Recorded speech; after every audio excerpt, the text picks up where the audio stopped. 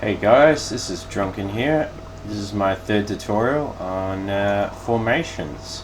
Now as you can see, I've just set up my units to show you some of the formations available, and I'll just give you a quick rundown. Now you can set your own formations using fear and basically clicking on the formations. I'll also provide a link to show you where my formations are, and you basically insert this file into your folder. I'll provide a readme text with the download as well on how you do this, and it will change your formations. So let's get started. I just want to show you how important formations are. So over here we have the Vanguard. This is the number 9. Yes, sir. So you basically have between 1 and 0 your formations. You can also click down below here in the panel, but when you're on your fingers and mouse clicking, usually you're using 1 to 9 and 0.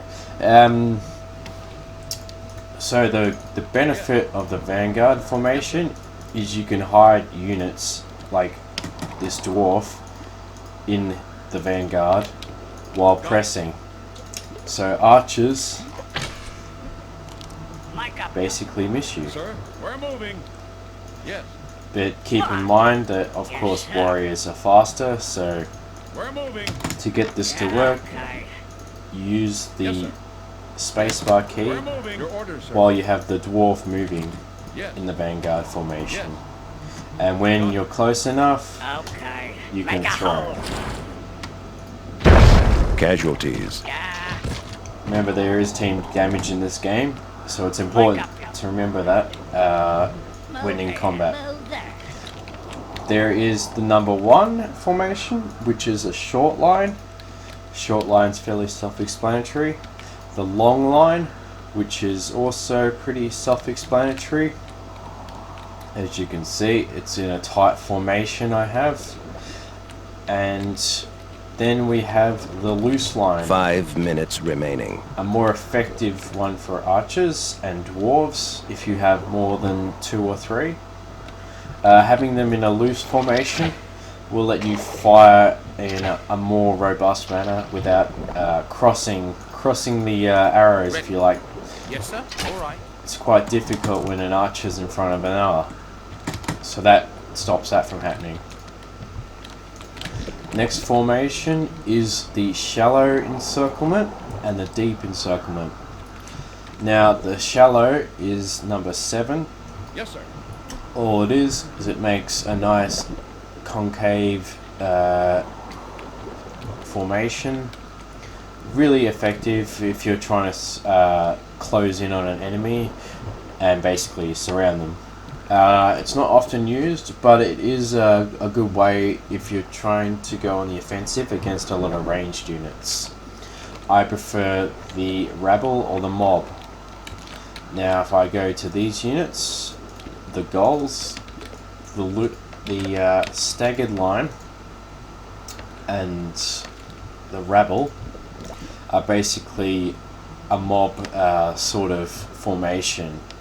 Really effective if you're trying to rush an enemy, because if you press B, Sorry about that. they barely hit. So that's the rabble and the, what is it? I almost forgot it. The staggered, yeah. It says mob formation fear for some reason, so. Yes, sir. Next formation is the box, Yes, sir. which is 5, a very important one to know. Closing your units in like this is especially effective, especially when you're about to encounter enemy resistance in close quarters. You want all your units in a tight formation to protect. What? However, the bad thing about this is they are all susceptible to blast damage. Watch it. As you can see, a lot of damage taken, which would not have happened if they're in a rabble like this. Pressing 0 is the circle formation, especially useful for guarding flags and contesting. by having them guard the flag like this, you're able to push them off the flag, especially to stop them from contesting.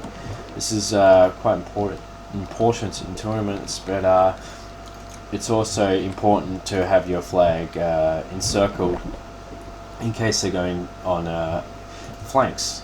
However, it's not really a good offensive attacking formation, because all these back units here will not be able to get into the combat as quickly as the front ones, so there's no support on either front. That said, if you're getting surrounded on all sides, your probably best option is to retreat. Yes, sir. And I'll just quickly go through.